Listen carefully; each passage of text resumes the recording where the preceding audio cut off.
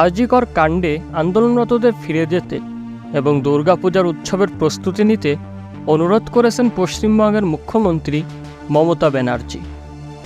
আর মুখ্যমন্ত্রীর এই বক্তব্যের তীব্র নিন্দা প্রকাশ করেছেন অভিনেত্রী শ্রীলেখা মিত্র।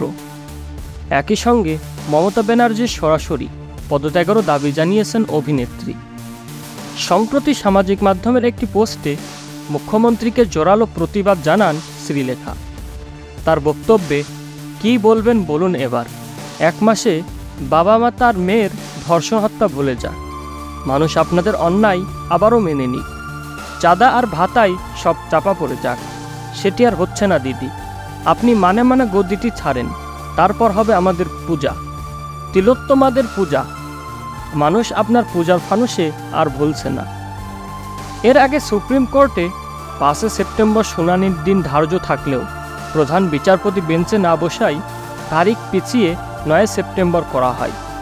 এদিন শুনানির পর নবান্নে এক প্রশাসনিক বৈঠকে মমতা বলেন, 1 মাস হয়ে গেল, 31 দিনের 1 মাস কেটে গেছে, আমি আপনাকে অনুরোধ করছি পূজায় ফিরে আসুন, উদযাপনে ফিরে আসুন।